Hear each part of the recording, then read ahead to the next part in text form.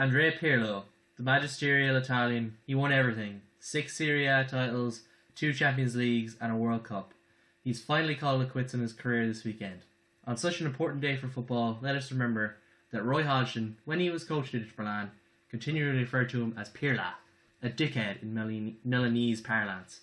What a player and what a manager Roy Hodgson is. Hello and welcome to another edition of the Total Football Podcast. My name is Declan Hart and I'm joined by my co-host Andrew Conway. Hello. What's your favourite Pirlo moment?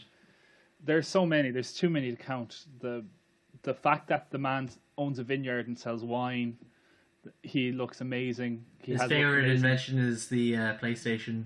Yeah, that and after the best human invention of all time is the PlayStation, and it comes closely after the wheel. But my favourite thing he ever did is when he was speaking about the World Cup that they won in 2006. I have a quote here from his autobiography. If you give me a second. I lifted my eyes to the heavens and asked for help because if God exists, there's no way he's French. I took a long, intense breath. That breath was mine. But it could have been the manual worker who struggles to make it to the end of the month. The rich businessman who's a bit of a crap. The teacher, the student, the Italian expat who never left our side during the tournament. The well-to-do Milanese signora. The hooker on the street corner. In that moment, I was all of them. You won't believe me, but it was right in that very moment I understand what a great privilege it is to be Italian. It's a truly priceless privilege. What a player!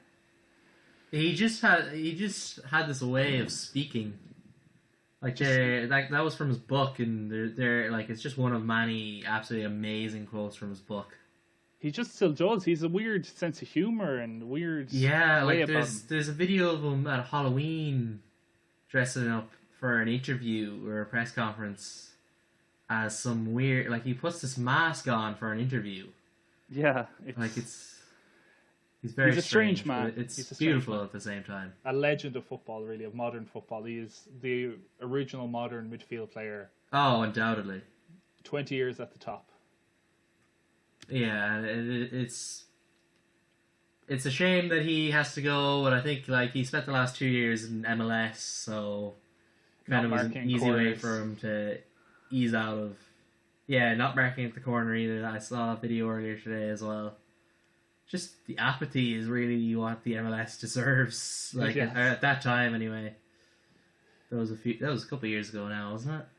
It was, but we bid him farewell from the sport that loves him. Wish him the best of luck with whatever it is he's going to do now. He's going to be a coach, I'd say. He'll come back. Yeah, undoubtedly. There's no way he's done with football. Yeah, he might follow Ancelotti with wherever he's going. I think maybe he spoke with Antonio Conte about doing something at Chelsea. Oh, really? Or it might have been he had discussions with him before he went to MLS. I'm not sure, but I think that was something that was being spoken about. Interesting. But back to where football actually is at the moment, and as we celebrate Pirlo's life, we as a footballer, we must now move on to the actual football. The international break is happening at the moment. 15 teams have qualified for the World Cup in Russia. In Europe, we've got Belgium, Poland, Germany, Spain, and England. Brazil are obviously already there as well. They've been there for a while. Russia, a few teams from around the world. You've got the likes of Costa Rica. But tomorrow, on Monday, we have the most important match of all, really. Really, it is. Yeah, it's a playoff for a playoff, that's the kind of drama that you don't get anywhere else. Ireland, particularly in this group. Ireland go to Wales, 7:45 tomorrow kick-off. Can they do it? I would say at this point, no. Would be the clever answer. But where's your spirit? Where's your hope? The romantic endeavours. Well, Wales, you see, they're a better team. They may be lacking their best player by far in Gareth Bale. No, but so are Ireland. Who's our Gareth Bale? Seamus Coleman. Oh, Seamus Coleman, yeah. He's definitely at the same level as Gareth Bale. Champions League winner, definitely. Gareth Bale. Just look at that goal against Georgia. Where would we be without that one? True. It's kind of a sad state of affairs where this group has left itself in, where if we were just, Serbia, who are atop the group, have conspired not to qualify yet. So there is still hope for Wales to actually bypass the playoff and get to the... If Serbia don't top this group, it'd be something special, really. At this point, it's amazing that they are in the position to top the group, considering the twists and turns it's had. Like Ireland had this group in the palm of its hand at one point. Yeah, I remember going into the matches. group because we started the campaign against Serbia. And I remember going into the match, everyone was like, "Oh, Serbia are in disarray. They're not up for this campaign. They're ready to write it off." All this stuff. But for them to be in the position they are now, it is impressive to get this far. It really is. It's something else. But they're there or close enough. They have a guaranteed playoff position. But Ireland and Wales, I can't see. Like Martin O'Neill's been given a new contract. Yeah, I thought that was bizarre. It is, especially when it's likely that he's not going to qualify. Like they struggled to win on Friday night after being commanding in the first half. They just I think that part of that though was just they were 2-0 up and the result didn't really matter. They didn't need to go out and batter them. But they withered away to nothing in the second half. Saving energy. I suppose if that was the tactics, but we know Martin O'Neill is not very big on tactics. That's true. You can't really trust that line of thinking. Like I don't think he went and told them, lads, relax now in the second half. I'd say he told them nothing at halftime, and just that was what happened. As they just sat there in silence. Yeah, and then the nerves set in, and then that was it. Wales, on the other hand, triumphant against the conquerors of Ireland, or at least the drawers of Ireland, to set themselves in the pole position that if the draw will do them. The draw, I don't think I think they need to win. They need to win, otherwise they fall foul of the. They'll be the worst second placed team, so they wouldn't make the playoff. Which isn't ideal at all for them. No, like you kind of like thinking of it from a completely outsider's perspective. You would want Gareth Bale at the World Cup. Yes. So like it would be a shame if the match did just end a draw and nothing came of it. It would, but at the same time, Ireland will qualify, and not that we're biased or anything, but we prefer if Ireland qualified. Yeah, no, obviously, I would much prefer if Ireland did qualify over Wales. But if Ireland were to qualify, I can't really begrudge Wales either if they do qualify. True. But at the same time, yeah, I understand what you're saying. If when it comes to the actual tournament, and Wales are there instead of Ireland, we're not going to, anyone beat Wales. Come on, Algeria and beat Wales, or whoever they may draw on. Yeah, whereas I think in 2010, I don't know about you, but I was certainly rooting against the French. Yes, when Thierry Henry's handball guaranteed the French a playoff victory to go to South Africa, and then they completely descended into farce as infighting and everything else eventually led to players getting suspended from the team, a national inquiry, and I'll never forget the image of Raymond Dominic standing in the centre circle after their match against South Africa, knowing that he'd be sacked after this, or he'd have to go. Yeah, the realisation. It was poetic justice, if nothing else. Yeah. What about the other matches that are ahead of us? Well, they don't have to play yet, but England have qualified for the World Cup. But I think. Like they are one of the top footballing nations, some might say. So I think seeing them play so poorly, they have the most powerful league in the world. Yeah, exactly. So translated into international success. So like seeing them play so poorly, it just where does that leave them in terms of how will they do in this World Cup? I don't think they're going to do any well in this World Cup at all. I think if Gareth Southgate he probably will still be in charge because the way that football administration works is. They're very slow to make any change for the better or for the worse. Yeah, I think they gave him a 4-year contract instead of a 2-year contract as well. 4-year contract. But like so far, England have managed 2 victories this week in international qualifiers, and if you just take that at face value, you say they did the job. Job is done. He brought in a new system, kind of tried out a 3 at the back.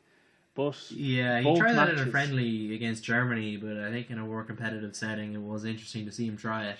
But they were so fortunate. They're just completely lackluster. I know the biggest applause of the night was it Thursday night, was when a paper airplane flew into the net.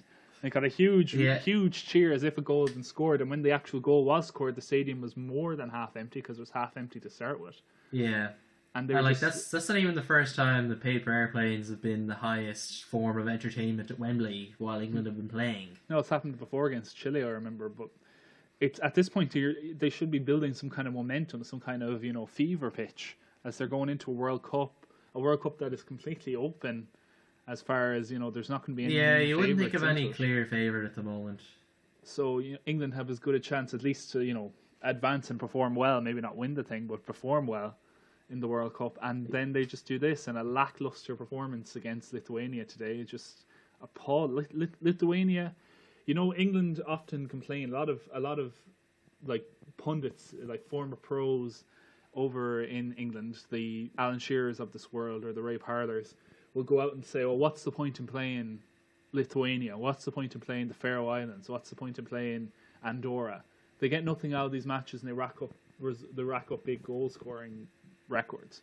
But like this match today shows that there is an importance to playing a team like Lithuania, who will improve from this performance and who are very close to getting a result against one of the big teams in the world. Yeah, and even just in the World Cup, you see, like in their last group they played in 2014, they had a team like Costa Rica in the group, who performed fantastically against them, beat them. Yeah, and you never think of. I think it might have finished 0-0 in that match. Oh yeah, it was the last group match, but yeah, qualified in place of them. Yeah, England were knocked out at that point, even with a victory, I think. Mm-hmm. But like you think of that Costa Rica team going into the World Cup, the way the English attitude to that match was very much, this is a team on the level of the smaller teams that you play in qualifying, that you wonder why bother. Yeah, and in reality, they're a lot closer to these teams than they care to think they are. Yeah. That's always kind of been the case with England in recent years anyway. Yeah, well, it's a case of a lot of big teams who kind of suffer from this kind of, mighty have fallen paradoxes. Like Belgium are back now, but there was a long time where they were just a minnow. Yeah, and like look at how the Netherlands are at the moment. They seem to be heading that way. England aren't quite there yet because they have they just have the sheer population and good players to not fall into that trap. Yeah, and like you look at the team on paper, and it's really actually not that bad of a team. But is it's not a bad squad to have? Joe Hart. Yeah, but they have other keepers. It's just Southgate insists on playing Joe Hart. Yeah, true. Well, he did give Butland a bit of a run out. Yeah, I think Butland played against Lithuania today. So he did. There is a bit of scope there, I suppose. I'm being harsh on them, but they're not to the level of where Germany will have two players for every position that play first team football. Yeah, at an elite level in their team. France have three players in some positions that are playing Champions League football for their team, and they're not getting into the French team. Like players like Karim Benzema aren't getting into the France squad. While Anthony Martial didn't get into the France squad. Exactly, and England don't have that luxury of player, but at the same time, the players that are there aren't performing for the team. They're not putting in a performance. Yeah, you wonder how much of that is down to the management, which is a pity to say that because it's what we're saying about England, it's what we've said about Belgium, and now we're saying it about France. It's a pity that management seems to be such a deterrent in international football. Yeah, and it seems like they often say, oh, the managers don't get enough time with the players, they don't get enough time to put in their tactics, and which is fair enough, but international football, it's been a long time since it's been about tactics. Yeah. Maybe you can make it an argument for 2010 being about tactics with the way they played without a striker and under Del Bosque Spain winning the World Cup. Yeah. But other than that, anomaly, none of the previous World Cup wins were anything to do with tactics. Brazil in 2002, France 98, Italy in 2006, even the last World Cup victory there with Germany was less about tactics and more about a team holding on in stamina and going to the end. Yeah, and being a pure better team. Exactly, or not even better, just being more up for it, really. Yeah, well, you look at the individuals that they had, they were, it wasn't the system they played; it was the players just on the pitch that they had. Exactly, that just did what they had to do, and the manager was there G'ing them up, if nothing else. And that's the type of manager you almost need in England. It's been a long time since England have had a manager like that. You're going back to Kevin Keegan probably before you had a manager who was actually able to instill some kind of confidence and really get a performance out of players, because nobody, Sven could never do it, obviously. Steve McLaren was a laughing stock. Capello was a disciplinarianism and, a tactics manager, strategy manager, nothing wrong with that, but it didn't work in the long term for them. And who else did they have? Sam Allardyce, Roy Hodgson. Roy Hodgson. They're all of the same mold, these managers. I know Harry Redknapp had a go at these type of managers in his autobiography, calling them, nice guys, blazers, they do what they're told type of managers. Not that Harry Redknapp will be the manager for England, but certainly someone that's not like Roy Hodgson, that's not like Gareth Southgate. Yeah, so if they were to get rid of Southgate, what would be your solution then? I think they have to get a manager who is respected by the players for a start, which I don't know if Gareth Southgate is that. I think they need someone with a bit of clout in the game. Yeah. Someone who they will listen to when they're told to do something. A lot of those managers at the moment who have that kind of clout are in jobs at the moment and probably not interested in England job and everything that comes with it. Perhaps Carlo Ancelotti is that manager, but at the same time, Carlo is still one of the more Capello-esque managers, where he'll come in and he'll try to install a system. He'll try to better the way they play, and I don't think there's much point in trying to better the way they play. But he is one of the ultimate man managers as well. It is, and he has won everything both as a player and a manager, so you could say that maybe he has that clout with the players. Certainly, he won he did win in England as well, which isn't a mean feat. The players will actually know who he is. Yeah, as opposed to bringing in someone, like Marco Bielsa or someone like that who just has an amazing way, but they mightn't even know who he is, and that mightn't work for them either. So Carlo would be good. I'd say Mourinho would get a lot out of them if he was ever to go that way, but I don't think he will, not at the current time. No. Someone who has that kind of Zidane aura around them. Zidane, but Zidane doesn't speak English as far as I know, so I don't think that's a flyer. I don't think the English players speak English, do they? Oh, well, that's a bit harsh on some of those English players that was a bit harsh. But who don't like speaking to media or anybody else at that matter for more than a few seconds.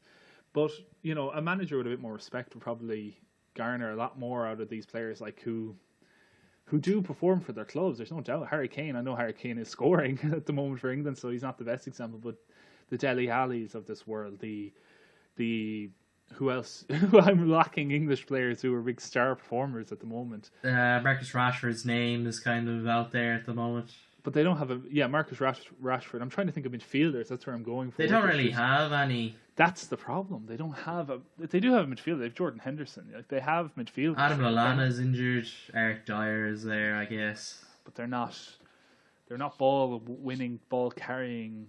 No, they're not all inspiring. Yes, they're not that. They're not Brian Robson. They're not David Beckham. They're not. They don't have that bit.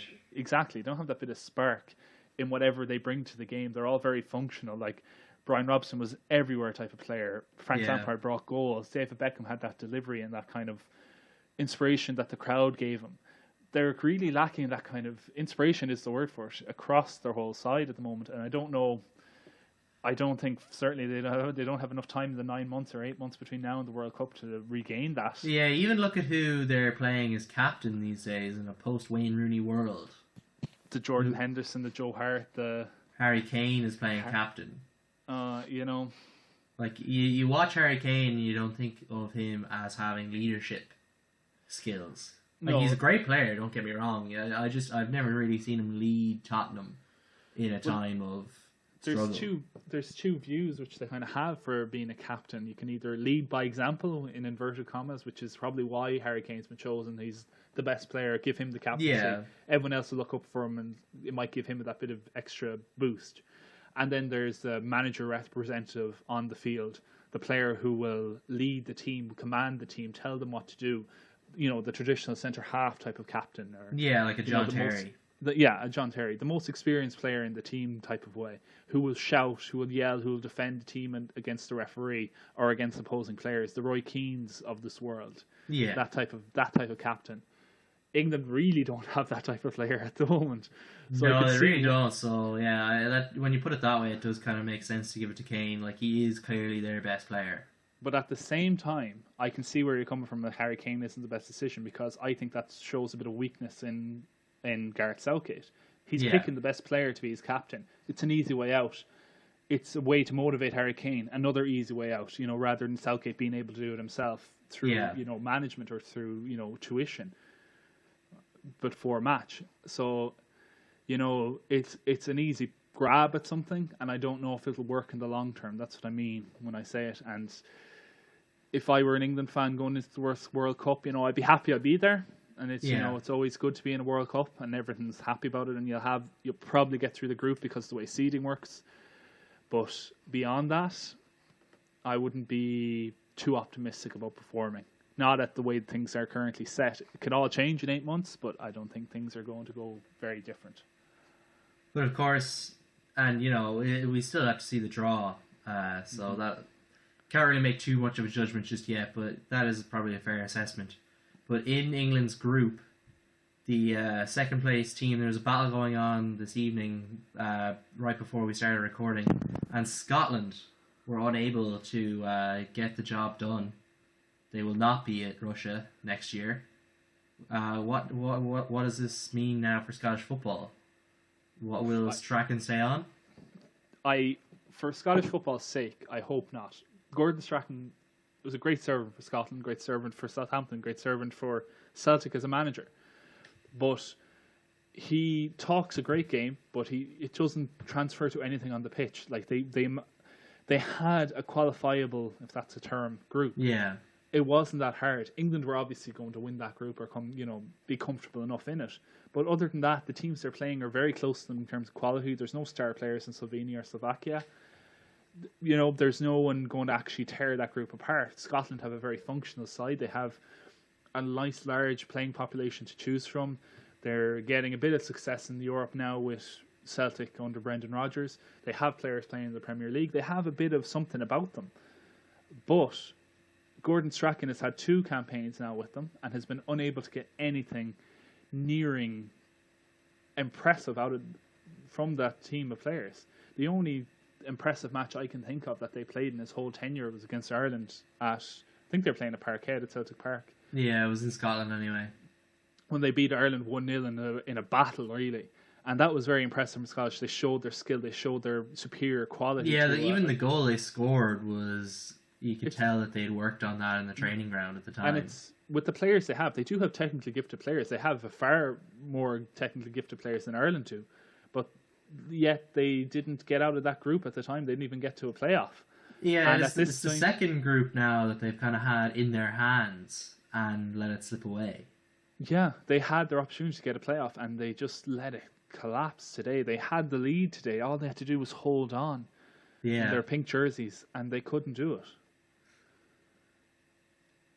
So who's there for Scotland to bring in now, though? Is it David Moyes' time?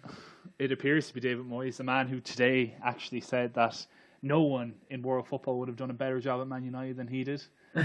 That's the type of manager Scotland have in front of them. Like I do appreciate that when Scottish people talk about who's left for them, who's next, and they hear David Moyes. I don't blame them for being a bit... Okay, well, maybe we'll endure with Gordon Strachan and see if he can actually do it, because he does talk a great game about bringing through kids, working on skill, bringing another level out of the Scottish players that are there. But David Moyes isn't going to do anything. Like, if with anything, Roberto Martinez made it very clear when he joined Everton that David Moyes had not looked after the youth setup at Everton, had left the scouting network asunder. And if that was the type of manager that would come in and take over an international team where all you do is basically scout players and look after the youth system, it's not the right decision to make. They might have to go abroad, which, they did it once before at Bertie Vogts back in the early 2000s.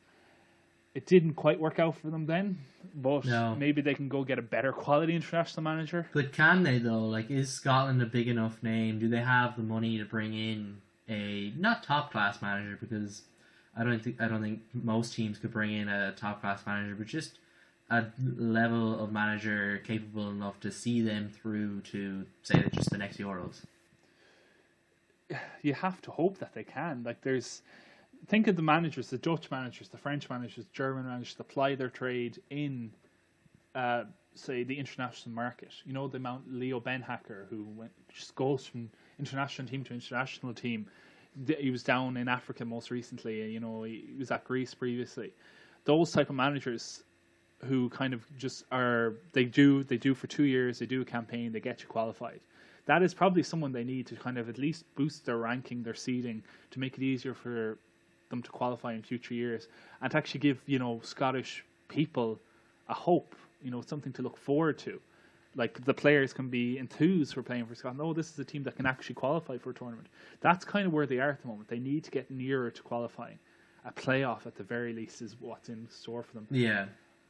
You know, do you feel that maybe Brendan Rodgers could be a name that they could bring in at some I don't point? think Brendan Rodgers will leave Celtic for an international job. Certainly not the Scotland job. I think if the England job came a calling before the World Cup or something, that maybe he could be tempted. But I think he's staying with Champions League level sides for the time being. He's doing a fine job up there. I don't think he'll be leaving anytime soon. He is the type of manager, he would be ideal for them. He's good with youth. He's good with, setting down a system for an entire... You know the players as well. Exactly. Being at Celtic. He'll have familiarity with most of the quality players, but he'll also be able to put down a system for the entire Scotland youth setup, under 18 schoolboys, under 21s, all the way up to play. And it would be something for them to build on, but I don't think I see him going. But at the same time, someone like the Rangers manager, who's now escapes me, the South American, who's a bit crazy, but someone of that ilk might be what Scotland needs. Someone a bit out there, with a bit of spark or a bit of, craziness about them to try and get those extra. But what about from the players? What about Michael O'Neill, who currently lives in Scotland? He does live in Scotland, and he's done an amazing job in Northern Ireland. They are in the playoffs, are definite at this point of recording.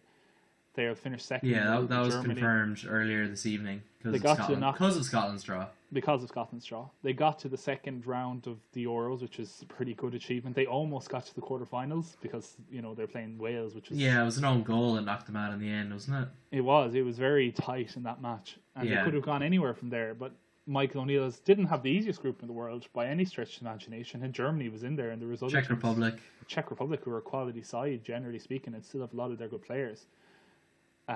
They managed to easily come up on top of them. This was a team who a couple of years ago could not win a match away from home, could barely win matches at home, and now they're winning matches away from home, keeping clean sheets, and have made Windsor Park into some kind of fortress where only Germany can come and win. It's an amazing achievement for Michael O'Neill. He does live in Scotland. He's lived in Scotland for a long time. He played there when he was a professional. So he does have that connection with the place, and he could be Scotland's next choice after the World Cup, say. Could he be tempted, or will he find his project in Northern Ireland? I think it's a very tempting. I think for nothing else, the money on offer in Scotland would probably be in excess of what it is in Northern Ireland. Yeah, probably. And that alone could be what could call them in. Plus, Scotland, more so than Northern Ireland, has a better gateway to bigger jobs thereafter in club football. Yeah, you would think he would be able to transition to a Premier League move pretty handily. Or a Championship, or a Scottish, Rangers or Celtic job, if he does a good job with them, which is probably all he'd want as a career move, as a professional move. So he is an option that would be open for them. So in the other European groups, the Netherlands, who have yet to play, they're playing Sweden on Tuesday evening. They need to beat Sweden 7-0 to qualify for the playoffs. Can they do it? Stranger things have happened in football. They have a full side, mostly. Aaron Robben still firing on all cylinders for them. Vincent Janssen, the great Spurs striker, is spearheading Dick Advocaat's attack. Stranger things have happened in football than Netherlands coming from... Did you see what Dick Advocaat had to say before Sweden played against Liechtenstein? No, do tell me. He was asked whether Sweden could win, and he said, what are they going to do, win 8-0? And Sweden did, in fact, beat Liechtenstein 8-0. Oh, Dick. Which is why they need to win by 7 goals, as opposed to maybe just 2 or 3. He should never have come out of retirement to try and salvage the group for the Netherlands, Dick Advocaat.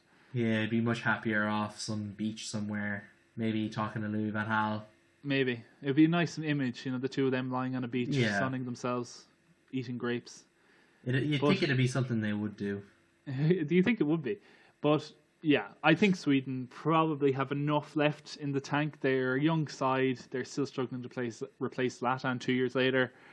But I think they have enough in the tank to kind of just at least, not lose 7-0 to the Dutch. Yeah, you would think that they will be able to make the playoffs from this position. Yeah. And confirm France as well as group winners in that group. Yeah. And then also on Tuesday evening, Switzerland have to go to Portugal in what is effectively a playoff for automatic qualification. Switzerland have 3 points on Portugal, so a draw would do Switzerland. But Yeah, can Cristiano steer Portugal to the World Cup? Portugal are suffering now because of the slow start they had in qualifying when they lost to Switzerland back at the beginning of the group, and Yeah. when they didn't have Ronaldo for those early matches, since they are so dependent on him. Like they can win a Euros without him, but they can't, seem to beat these smaller sides. Not so they're all smaller, but can't seem to put in a performance against Switzerland or teams like that. I would imagine. I would still see Switzerland winning this group and Portugal being put into the playoffs. I think Portugal are okay going to the playoffs. Yeah. They're happy that they got through at this point to battle for the playoffs after the start they had. So I think they will be fine with a playoff match. They could win it, but it mightn't be enough for them, that type of way. Yeah. Oh, well, a win. I think the way the goal difference is a win. It's will that see superior. Portugal. Yeah, because they absolutely destroyed whoever's last in that group. I think it might be Andorra. Yeah, I'd still say Switzerland might have enough to at least draw with them. Yeah, when you can hold out for a draw, it is it's less nervous. Yeah, but Portugal will be confident qualifying no matter who they play in the playoffs. To be honest, they have good young players. They have Ronaldo still. Yeah, you would think that they will be the team to avoid in the playoffs. Yeah, certainly it's what everyone would want to have. I'd say if you fight this far to get to the playoffs and then get Portugal, you'd be awful disappointed. But Switzerland would be a better draw. The way that the playoffs could be seeded, though, we could see Portugal take on Italy, which would be amazing. Yeah, it would be a shame though to see one of those two teams not go to the World Cup, but it might be fairer for the other teams in the playoffs if that was the case. True, but it'd be the first World Cup in, I can't even think, was it be back to 1950? Was that the last time Italy I can't remember now. I can't think of any any World Cup without I'm them. not sure if they were permitted to qualify for that one after the war in Brazil, but it's going back a very long way. Since Italy haven't been able to qualify for a World Cup, they're in the playoffs. If they did get Portugal, that would be some game in November to watch. Oh yeah, everyone would want to be watching that. Yeah, and a completely competitive match between two big European nations in a non-tournament year is very seldom seen. Yeah, and it could happen as well. Like Italy, the way the seeding works, Italy aren't doing so well at the moment, so they could be unseeded. Yeah, it was poor enough that they were unseeded in their group when they were put in the same group as Spain. Yeah, that was unfortunate for them. Unfortunate for them. Unfortunate for everyone else in that group as well, that they basically had to play Spain and Italy. Yeah, I can't imagine if Ireland were in that. It wouldn't have worked out well for us, then, needless to say. But we would have been less. There would have been less hope, which it's the hope that kills you. Yeah, that might have been nice for a change, maybe. So, is there any other international matches going on this? Iceland are a victory away from qualifying for their first ever World Cup. They'd be the smallest nation ever qualified for the World Cup. Can you tell me whose record they'd be breaking? Is it Ireland's? No, Trinidad and Tobago. Oh, Trinidad and Tobago, 2006. Yeah, they had a population of just over 1 million, I think. And yeah, well, Iceland's a lot smaller. It's half the size of that. It's less than half, I believe. It's about 350,000. It's a tiny amount of people. It's like the Iceland dream rolls on. It's amazing. They've carried it. This is the third campaign now where they've actually put in, from coming from nowhere really, to actually put in a fight to qualify. They were unlucky not to qualify for the World Cup in 2014. They cantered to qualifying for 2016 Euros. Yeah, they were the first team to be qualified for the Euros, I think. I think they were. And now here we are with them on the cusp in this open group, Group I. Who else in that group? It's Croatia, Turkey, and Ukraine. Turkey and Ukraine, and Kosovo in the group as well, who aren't a bad side at all. Yeah, that's who Iceland have to play on Monday night. We're talking about a few of these groups. A few of these groups are weaker than other groups. It's needless to say, like the England, Slovenia, Slovakia, Scotland group, the Ireland, Wales, Austria, Serbia. Some of these groups are a lot harder than the Iceland, Kosovo, Turkey, Croatia. These have quality teams in them. Yeah. Like, I don't know what happened with the seeding this time, where everyone's kind of... It's just not balanced. Yeah, it really isn't balanced. I don't know why they came up with this weird seeding that would have Italy and Spain in the same group, or have Netherlands, Sweden, and France in the same group, or would have, Turkey, Iceland, Croatia, who are all at the same level in terms of ranking. Maybe there are just quality. too many teams that are that are of that level. But if that's the case, then why don't we just have open seating? That would be something else, but It would be the I don't think fairest that'll thing. happen. I think it'd be the that'll fairest ever thing. happen. No, I don't think there's too much money in it now to avoid. You don't. You know, these big countries, they're massive markets. You don't want to to risk the World having Cup. Spain, Germany, France, and Italy all in the same group with England or something. Yeah, although that would be amazing for qualifiers. It would, but I would think really- the World Cup would be a little worse off for it. Maybe, but it would really kick on. You know, some in England. Imagine if England did have a qualifying group that was challenging, it might Well, actually they switch just a lot of lose their every players match. on. Well, no, they mightn't. They have a quality team, as we discussed. It might actually switch a lot of their players on when they're not playing. They just you have know. a new manager every match. Maybe that could be the way around it. In away from Europe, though, we discussed Argentina on last week's show, but they played Peru midweek. They drew. They now play Ecuador on Wednesday morning at 12:30 our time over here. They need to beat Ecuador, can they? You would think that they can, but whether they will or not, that Peru match, if you saw it, it was outstanding. I was watching some of it, yeah. It was just Lionel Messi. If anything, it proved that football is actually a team sport. It is not a one-man sport, because Messi did everything that was in his power to try and drag that team to victory in that match. He had so many chances on his own. He's shalammed through a bunch of players, hit the post. I think he set up about 3 or 4 chances for other people as well. Gilt-edged chances as well. It wasn't even like, this is a hard header and like that. There was one where he beat everyone down the left-hand side, squared the ball to the 6-yard box, and was it Higuain? No, it wasn't Higuain. It was some person whose name I can't remember. It was somebody who we can't remember, but knocked it wide, and everyone was just at a gas, just wondering what's going on. Like, Sao Paulo was brought in to guarantee them qualification. Has he won a match? No, that's 3 matches now. I think they've drawn all 3. No one but Messi has scored a goal in over a year. I think they haven't scored yet since Sao Paulo's come in, despite having the attacking talents of Messi, Icardi, Dybala, Higuain, Aguero. Like, it's astonishing. Di Maria. Di Maria as well. Like it's. I do not know what's going wrong with that Argentina side. It's as if the pressure has become too much for so many of them. They look paralysed by fear for that last 15 minutes anyway. Every time a player got on the ball, it wasn't Messi or Mascherano.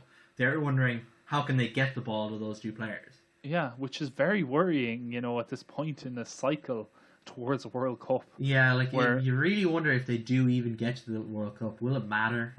How will they play in the World Cup? It won't be impressive.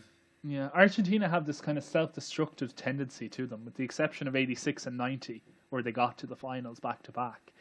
They always seem to follow up a good performance with a complete and utter shambles. Yeah. Like in 94, they had the whole doping incident, and they had the match against Nigeria and everything like that, and they got knocked out once Maradona was gone. In 98, they performed well, beat England, got to a quarter-final, played the Netherlands, got beaten by that amazing Dennis Bergkamp goal. So that was a good World Cup. In 2002, they went in as the favourites for the tournament, had an amazing squad with Crespo and Varane, and Mauricio Pochettino, the Spurs manager now, were all at the top of their game, and they were knocked out without winning a match. Made an absolute fool of. In 2006, they were also favourites. A young Messi was included in the squad, and he wasn't played. He played 1 match, I think, and he wasn't played in the important knockout match against Germany. And, of course, they went out in penalties. And then in 2010, they had Maradona as manager, and they basically imploded. Against Germany again. And then they followed that up with 14, where they got to the final, through a and good lost to Germany again. And lost to Germany again. It's if history is believed, a good World Cup is generally followed up with a bad World Cup. So perhaps you're right that a final performance, getting to the final of the World Cup, was as good as it could get for Messi in his career. Which is a shame. You think Messi is the kind of player that he deserves a World Cup on a CV to kind of top it all off at the end. Yeah, he does. He absolutely does. But that has been our international discussion. We now move on to the topic of the show, where we continue talking about the international fixtures, but in a more grander sense. We were talking about the fact that Fellaini has been injured playing for Belgium and he'll be out of their Man United's match against Liverpool next weekend. And we're just wondering, like, was it worth playing Fellaini against Bosnia and Herzegovina just for him to get injured? Like, Belgium were already qualified. It didn't Exactly. matter. The result didn't matter at all, which is probably why Fellaini played for Belgium. But Well, I think he generally plays anyway. I think he's considered a starter under Bobby Martinez. Yeah, he does and he doesn't. Martinez is loyal to his players, so maybe he didn't want to feel that he was leaving someone out that was fit to play, especially with the World Cup coming. And Fellaini is in form at the moment. He has been scoring for Man United. He's been playing well. Mourinho has been putting him onto the field and he's been doing a job. I think that it was against Southampton. I think that he picked up a bit of an injury. I think he still felt the effects of that going into this match. I think Martinez was aware of that and played him anyway, despite the risk. Yeah, because of the same. Martinez doesn't have another match now until the friendlies, basically. Yeah, and they won't really mean much going to the World Cup. No, Fellaini, bar some long-term injury, Fellaini will make the World Cup squad at this point. There's no doubt in that. He brings something else to the team, but in the interim, Man United are going to be without one of their most useful players this season. And he's stepped up with Pogba's injury now. So what do they do? It's not aware yet. We're not aware yet if Pogba will be back for that match. So it really leaves Mourinho with a problem going into their biggest match of the season so far. It is, and it's their first real challenge, and they'll be without their two central midfielders. They're two battling central midfielders. So what'll it be, Matic and Herrera in the defensive midfield? Which isn't a bad midfield. Herrera was fantastic last season. We haven't really seen much of him this season. But you'd still rather have Pogba anyway. It's going to be, and I just posit this to you, is not going to be a case that they're going to be completely overrun. I think Mourinho will have to drop a third player back to play in central midfield, otherwise, because these players, no offense to Herrera, but he's not the fastest player in the world. Yeah, it's a very slow midfield. It is, and Liverpool, if they have nothing else in attack, they have pace. In abundance, yeah. So you could be asking for trouble. Like, Mourinho's smarter than that. He will probably play a third player back there to kind of stifle Liverpool's attacking play. Phil Jones in midfield again, maybe? Probably. But we're getting away from the topic at hand at this point. What is the state of club versus country? Should a player, in bygone days, it wouldn't have mattered that Fellaini got injured for international duty, because that is his ultimate. Yeah. His ultimate loyalty is to his country, not to his club. But these days, the clubs pay the wages. They take all the risk for having the player. Fellaini is going to get paid this week. He's going to get paid by Man United, not by Belgium. That's just the reality of the contracts, the reality of modern football. Now, when players such as, you can go back historically, Ryan Giggs famously wouldn't play for Wales after a while, and he put the club in front of the country in terms of his priority. Roy Keane did very similar, if you remember the Iran playoff for the World Cup in 2002. He wouldn't play because he was carrying a knock. Yet, Michael Owen famously was threw away his club career playing for England, got injured, broke his foot, did his his ACL playing for England in the World Cup. That basically ruined his career from then on. That was the end of the fast Michael Owen, good player. Yeah, and you wonder as well, Ronald Koeman for Ireland, just going back to Ireland again. He's been a very open talking about how he just doesn't want McCarthy playing for Ireland, even though he is a great option for Ireland in midfield. Yeah, and he's not playing that much at Everton either at the moment. Yeah, that is another thing as well. He's not even in their squad. The irony, and Koeman wanted the Dutch national team job, which shows you, things can change. There is, when you were serving, you're serving many bosses when you're a footballer. You have to serve your fans, both the club and international level. You have to serve your country. You have to serve your family. And it puts players in a very awkward situation when they have to pick between all of these choices. Yeah. Do they want to upset their fans where they live? Do they want to upset their, countrymen when they go home and they get the abuse of the locals when they don't play for the international team for whatever reason? It's very hard for them, and there is no kind of set jurisdiction on this. There's no one to tell you, you can't play. Why? Because the club told you not to play. Just past week, Gareth Bale was basically told by Real Madrid not to play for Wales. He went anyway, and he tried to play, and then they agreed and sent him back in the end. But he could have played. I'd say if these matches if Wales were in our position, as in Republic of Ireland position, and the tables were reversed, I would have thought that Gareth Bale would have played at least one of these matches. Yeah. And it is awkward for players as well, in the sense that you would think that a lot of them would like to play for their country, represent them without any problems. But then, I remember Germany were going off to play, I think it was San Marino, and the San Marino players, they weren't going out specifically to injure the players, but they just weren't as good at tackling as proper Bundesliga or La Liga players. So it was more likely for them to get injure the German players. It's a risk that's taken. Yeah, they have to think about that as well, which is it's not something you should have to be thinking about. No, it isn't. It's not something it should be just another game, really. For the player involved, it should all be a level playing field, and they shouldn't have to worry whether they get injured playing against Burnley or whether they get injured playing against Slovakia. But in reality, they do have to think that way. They do have to worry about putting, food on the table at the end of it. And if they get injured for international football, it could harm their club career beyond repair in the longer term, rather than, if you got injured at club level, there's a bit more loyalty there from the club. Yeah, you would think that with the club, there are certain contingencies in Germany, say, where if you are injured, you will not be paid. True.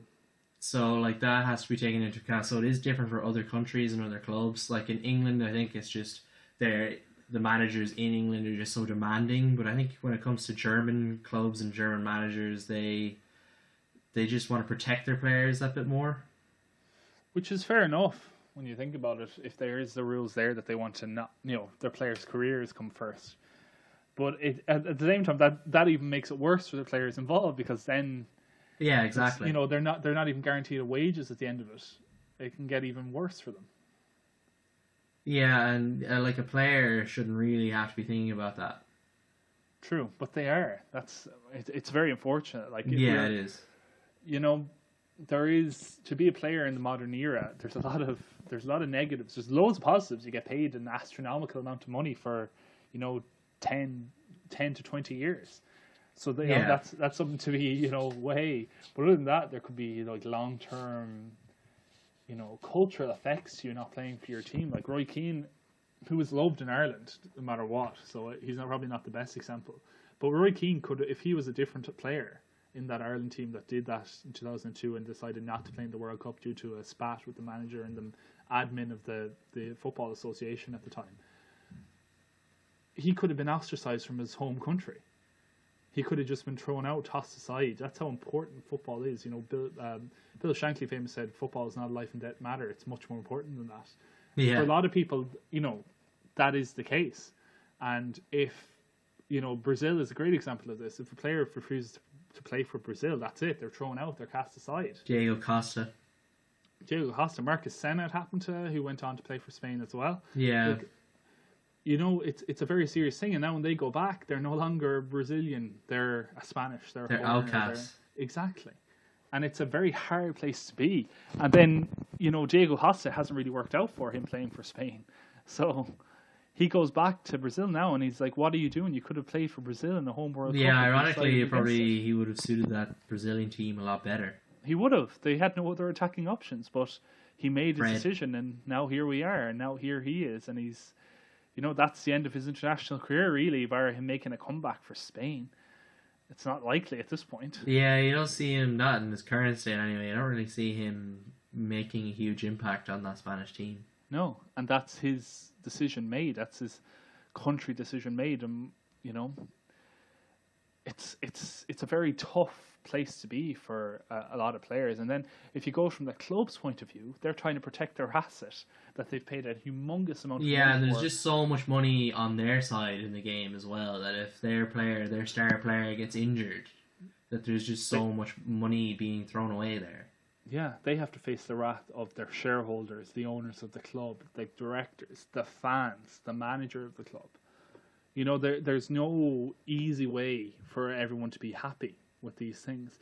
And at the same time, no one in the public wants to lose international football, wants to lose the World Cup. It is, to the fans, and a hugely important. It's the pinnacle. It is. it may not be for the players anymore, but certainly from the majority of fans, the World Cup final is where it's at. Like it might not be the best standard of football anymore, but it is still a huge event. Like I love watching the World Cup. It's a thing you dream about winning, and that's exactly. Still the same, and that could overwhelm all of these club versus country debates at the end of the day. They want to win this biggest tournament. They want to be involved. They want to go to these summer events in far-flung places like Russia.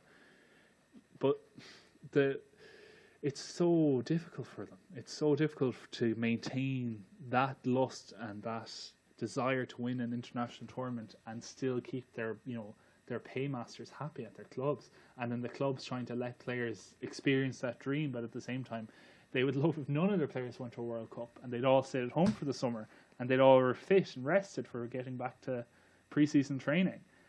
But we can't have it both ways, unfortunately. Yeah, you even think of when, like, after the World Cup happens, like, there's pre-season, and a lot of those players don't even really take part in pre-season. Correct. There's almost always a kind of hangover from a tournament. You see it every post-tournament year. We'll see it in a year's time and come back.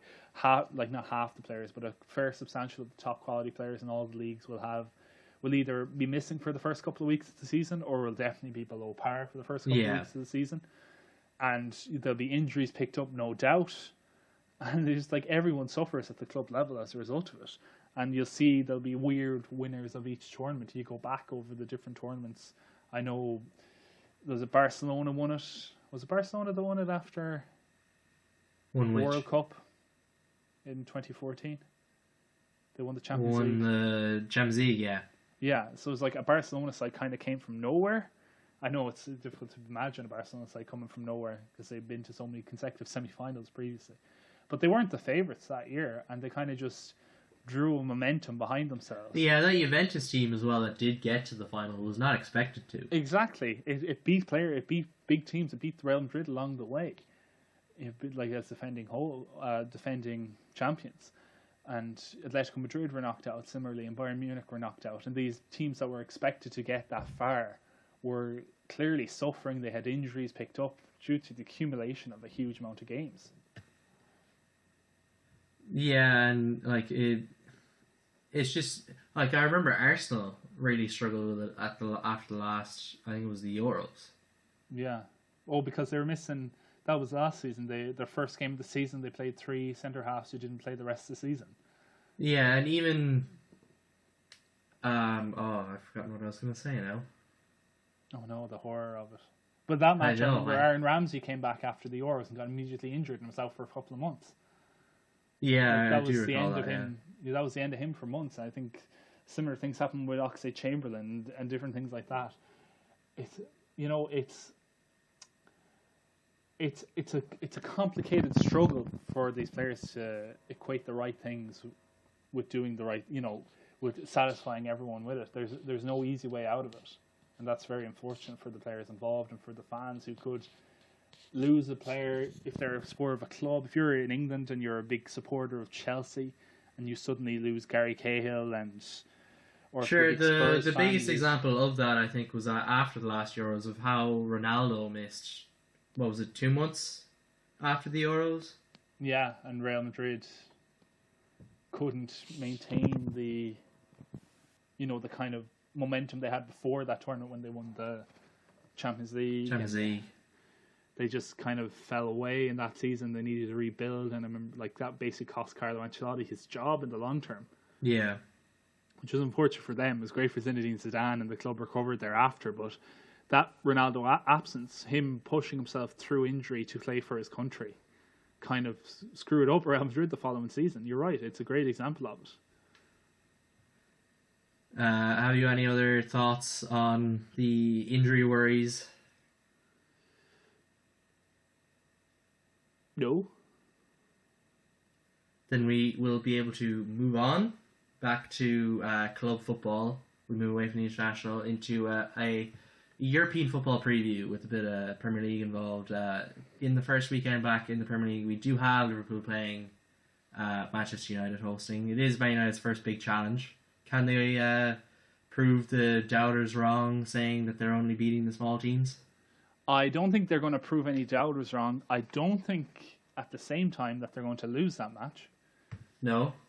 I think Mourinho, as we said, we hinted at earlier, they don't have Pogba most likely. They don't have Fellaini. They're going to have Matic. They're going to have Herrera. They're going to have one other player who could play central midfield, maybe Michael Carrick. Or is there anyone else in there that they could play for Man United in central midfield? Really I don't think so. Maybe someone with a bit more pace, like they could drop Marcus Rashford back to central midfield. Maybe play Lingard. Maybe, and just kind of shut Liverpool down and play. What was the match last season where Mourinho basically played like 9 at the back? The Man City match. It's the Man City match, and I would imagine something like that's going to happen this time. Even though Liverpool are not in good form at the moment, the international break did come at a good time for them. They kind of got... Yeah. They have time to regroup, and they come back now, and they'll be back being, they think they'll be back shooting at all cylinders. Man United have lost Fellaini, so they're not at all. But when you think of Liverpool against Man United, you do tend to think the cliche of form kind of goes out the window. Yeah. Like it is one of the big matches of the season. But if form is so out the window, that means it's a Liverpool victory. Yeah, perhaps. Straightforward, because Liverpool have been in dire form since they signed Alex Oxlade-Chamberlain. And Man United have just been a juggernaut so far, as we said, beating they're flying teams, at the moment. Still beating teams in front of them. They can only beat what's in front of them. They've won in the Champions League as well, so they haven't just been beating the worst teams in the Premier League, although they have. Yeah, they're beating the worst teams in Europe as well. Yeah, you could make an argument for that, and this is their first the season starts here. But Mourinho is a smart manager. Everyone can dislike Mourinho or, not like him personally or professionally, but he does know how to set out a team not to lose. Yeah, and this is the kind of match that he'll revel in, being able to sit back and catch them on the break maybe. Yeah, that's all he'll hope for, is like leave Rashford up front or leave Lukaku up front and just play long balls and hope for the best. And they might get some from a set piece. Yeah, and they have actually been quite successful at set pieces this year, and obviously Liverpool have not. Exactly. So there could be a huge, huge opportunity for Man United to take a scalp at Liverpool and really push on their title credentials for this season. So if they do beat Liverpool, will people be able to think of them as title challengers then? I think it'll just be simply that they are title challengers at that point. There won't be any doubt. They can't really have a doubt. The only other team they hadn't played at that level would have been Man City. So if they do manage to beat Liverpool, that high-scoring Liverpool team of the season, despite their recent woes, they will be thereabouts being challenging for the title. There will be no one else who have performed as well from this season. But what about Liverpool? Will a Liverpool victory turn their season around, or...? Well, the league is so early. We've discussed it many times before. It's so early in the league that the teams are so close together that a win for Liverpool would shoot them right back up. But they are of the top 6. They are the ones not in the top 6. They're the ones falling behind. They have been so far due to their lacklustre performances in recent weeks since they signed Alex Oxlade-Chamberlain from Arsenal. So if they do win, though, it'll silence almost all critics. Klopp won't have anyone complaining to him, I'd say, on Monday morning. There'll probably be some Liverpool fans coming out to him for some reason. I'm sure there will be. That's just that's how the cookie crumbles in Merseyside. But if they do win, he'll have bragging rights. He'll have won at Anfield, which he couldn't do last season against Man United. The Red Monday, absolutely appalling. Yeah, one of the worst matches of the season last year, I think. And Mourinho would love if this was the worst match of the season as well. So I think Klopp has his work cut out for him. Yeah. It is two contrasting styles in that way. Very much so. But moving away from England, Barcelona will play once more after their kind of all the political problems going on in Catalonia. They're away. They're playing Atletico Madrid. How do you see that going for them? It'll be a very strange affair because Atletico, of the Spanish teams, Atletico would be one of the most welcoming audiences for such a match against Barcelona. Come? They have a bit more in common with the Barcelona, the Catalan, what do you say? The Catalan independence. Yeah, movement. Kind of, they have a bit more sympathy with it. Not that they support it at all, or that their fans would be for it, or for anything relating to it. But it's it is a better than if they went to the Bernabeu and had to play Real. All those Spanish flags. Yeah, it would be a very toxic atmosphere. Now, Atletico's, they're just, luckily for Barcelona, this is Atletico in their new Wanda Stadium, where the atmosphere hasn't yet got to where the Calderon used to be. Yeah. So it's a bit more, it's a bit more welcoming to visiting sides. And Atletico aren't in the best form at the moment. They're kind of struggling to recapture their kind of mojo this season.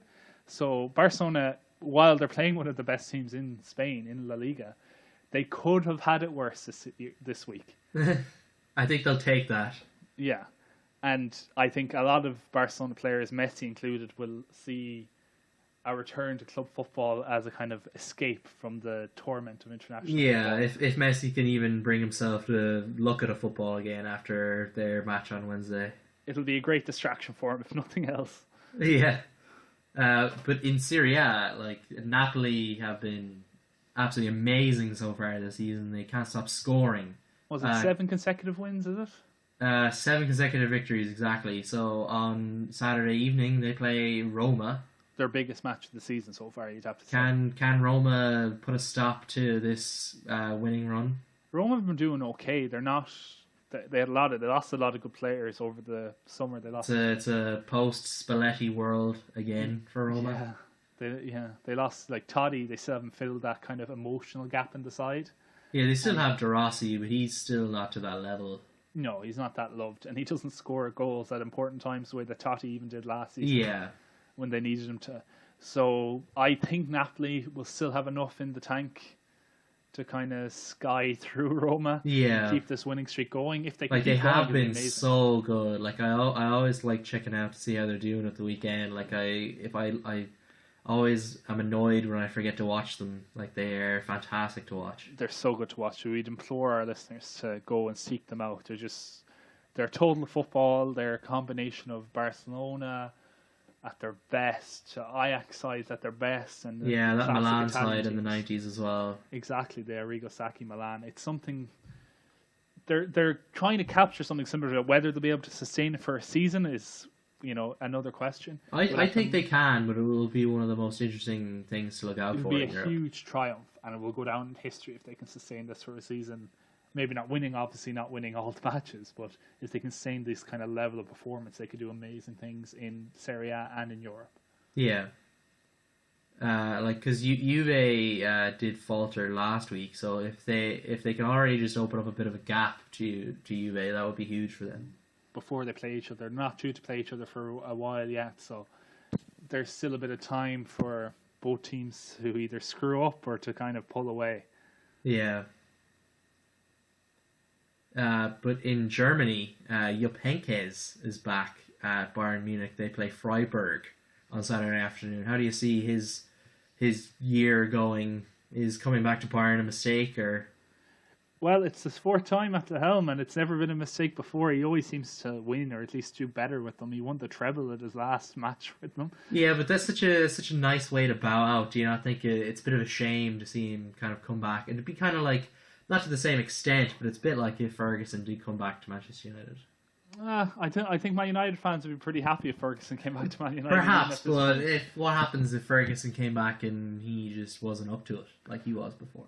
Well, then they'd have a Kenny Dalglish at Liverpool type of situation, and yeah. He's still a legend at the club, but they had that extra bit of time with him, and they learned things about him, and they know he was just too old for it, and maybe Jupp isn't where it's at anymore, but at the same time, he has been a manager for 30 years. He's managed to reinvent his football multiple times and win a Champions League and win. He'll have to do it again. Like he said it himself. Like football has changed in the last 4 years.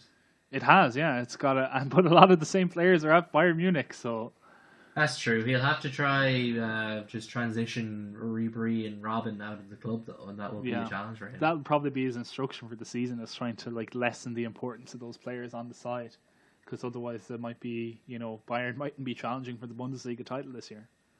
Yeah, and they're already 5 points behind. Like Dortmund are playing Leipzig that evening as well. So and the gap could be further. The gap could be further. I don't really see Bayern struggling against Freiburg. Certainly not at home. But if they do slip up, Dortmund have been unbelievable in the league so far this season. Yeah, they just can't do it in Europe for whatever reason. They've been unlucky as well in Europe, I think, in both matches, unfortunately. Well, maybe they're prioritising the league this season. Yeah, and you sense that might be the same for Napoli as well. True. That will do us, I think, for this week. Do you have any other points to make? No, just that it's been an exciting international break, and we're happy to see the normal club football will resume for next week. For another month. We got another month before the next international break. Let's cherish this month because, it takes an international break to come along before you really miss regular club football. Exactly. And thank you, listeners, for listening to this whole podcast. And please do get in touch. You can email us at thetfpod@gmail.com. You can follow us on social media at thetfpod. You can follow us individually. I'm at Cheesy Harpun and Andrew is at Conmon27. Remember to subscribe, rate, and review on whatever platform you listen on. It really helps. So that just leaves me to say thank you, Andrew. Thank you, Declan. For me, it's farewell.